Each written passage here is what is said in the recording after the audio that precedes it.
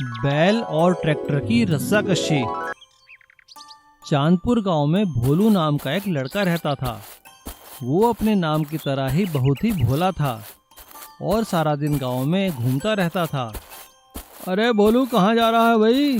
काका, मैं गांव के मंदिर जा रहा हूँ।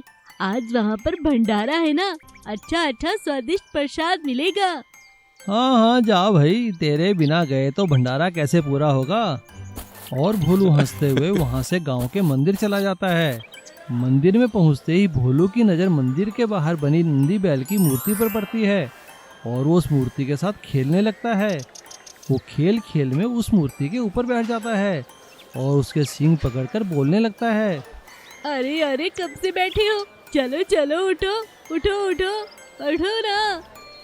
तभी मंदिर के पंडित जी बाहर आकर भोलू से कहते हैं, अरे बेटा भोलू, ये तुम क्या कर रहे हो?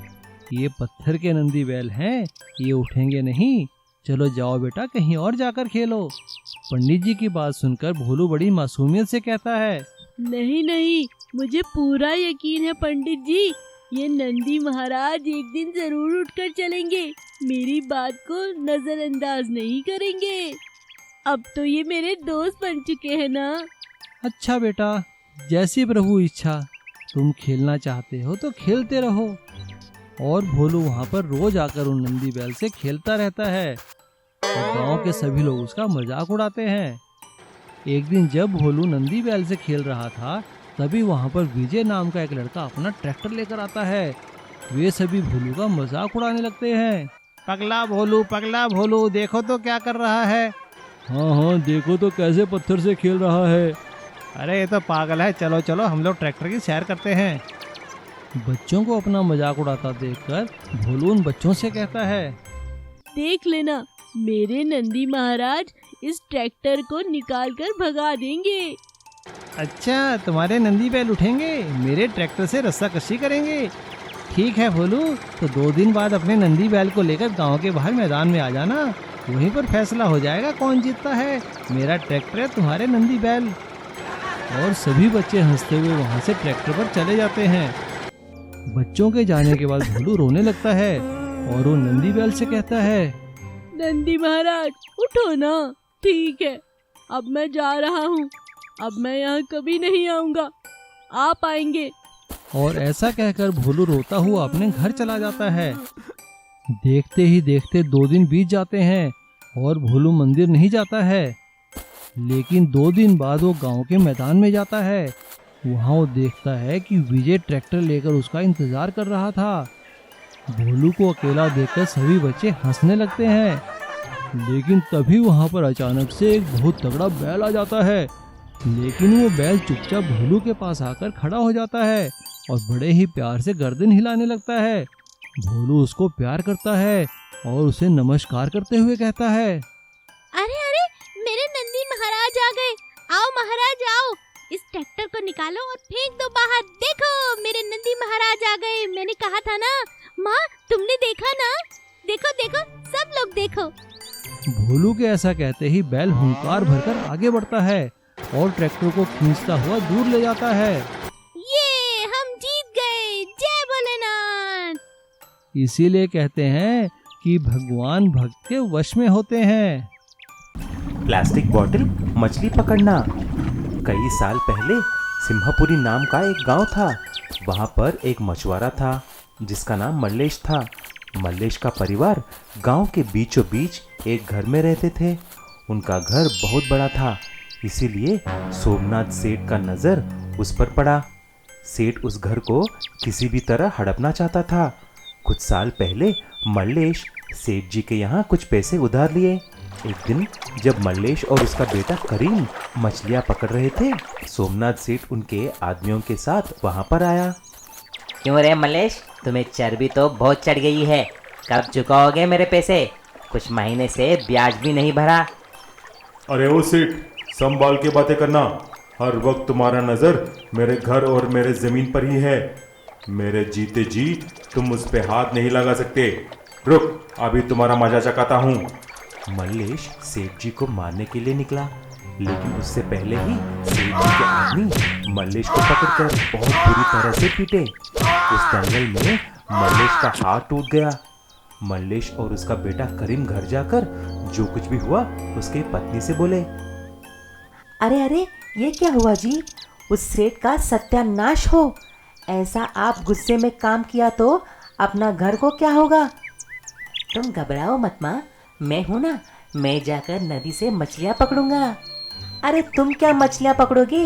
वहाँ पर बड़े बड़े मछुआरे मछलियाँ नहीं पकड़ सकते हैं। ऐसा कुछ नहीं माँ, मेरे पास एक नया तरकीब है। मैं वहाँ पर प्लास्टिक बोतल का जाल बिछाऊंगा ताकि सारे मछलियाँ एक बार फंस गए तो अपने आप उस प्लास्टिक बोतल की जाल में आकर फंसेंगे। तो ही देखना। हाँ, जैसा करीम ने बोला, नदी में प्लास्टिक बोतल को एक बम्बू के साथ जोड़कर जाल बिछाता है। कुछ ही देर में बहुत सारी मछलियाँ जाल में फंसकर प्लास्टिक बोतल में जाकर फंस जाते हैं। करीम सब मछलियों को निकालकर बाजार में बेचकर बहुत सारा पैसा कमाकर घर जाकर पैसे अपने माँ को दिया। तू तो कमाल कर दिया बेटा। ये अजीब तरह का मछलियाँ पकड़ना तो कमाल का निकला। आप देखते जाओ माँ, मैं अपने इस अनोखी जाल को पेटेंट करके गांव में, शहरों में बेचूंगा। उस तरह हम और भी ज़्यादा पैसे कमा सकते हैं। जैसे ही करीम ने बोला वैसा ही किया। उस गांव में और शहर में प्लास्टिक बोतल मछली जाल का बहुत डिमांड निकल पड़ता है। सभी मछुआरे उसे खरीदने लगते हैं और आसानी से मछलियां पकड़ रहे थे। उस तरह करीम बहुत सारे पैसे कमाता है और जल्द ही सेठ सोमनाथ का कर्जा भी चुका देता है। तभी मल्लेश ने बोला, बेटा, तूने हमारा घर और इज्जत को बचा लिया है। तूने अपनी चतुरता से असंभव को संभव करके दिखाया है। उस दिन से सारा परिवार हंसी खुशी जीने लगे। बांस पैसा चोर। एक गांव में किशन नाम का एक आदमी रहता था। वो बहुत ही शैतान और बदमाश था। वो चाकू छुरी चलाने में बहुत माहिर था और वो इसी के बल पर पूरे गांव में चोरी और डाके डाला करता था। पूरे गांव के लोग उससे बहुत ही परेशान थे। एक दिन गांव के सभी लोग मिलकर सरपंच के पास उसकी शिकायत लेकर गए। सरपंच जी देखिए, इस किशन ने बहुत तंग किया हुआ है। जब देखो हमें लूटता रहता है। अब तो इस गांव में रहना मुश्किल हो गया है। आप कुछ कीजिए वरना हम सभी लोग गांव छोड़कर चले जाएंगे। गांव वालों की शिकायत सुनकर सरपंच ने कहा, ठीक है, मुझे कुछ दिन का समय दीजिए। मैं कल ही शहर जाकर बड़े थानेदार साहब से बात करता हूँ, वही कुछ हल निकालेंगे। और अगले दिन सरपंच किशन की शिकायत लेकर गांव से शहर बड़े थाने गया और सरपंच ने वहां जाकर इंस्पेक्टर विजय को सारी बात बताई। सरपंच की बात सुनकर इंस्पेक्टर विजय ने हवलदार से कहा, अरे हवलदार सुनो, अभी जीप निकालो, हम खुद जाकर गांव में रहेंगे, फिर देखते हैं किशन कैसे बचता है। और इंस्पेक्टर विजय सरपंच और अपने साथियों को लेकर गांव में बिना वर्दी के आ जाता है और उसी रात इंस्पेक्टर विजय किशन को चोरी करते हुए रंगे हाथ पकड़ लेता है और उसे जेल में बंद कर देता है। जेल में किशन बांस के फर्नीचर बनाने का काम सीखता है, लेकिन वो सुधरने के लिए नहीं बल्कि किसी और मकसद से ये काम सीख रहा था। अपनी सजा काटने के बाद जब किशन बाहर आता है तो वो फिर से चोरी करना शुरू कर देता है और दिखावे के लिए गांव में ही एक बांस के फर्नीचर बनाने की दुकान खोल लेता है।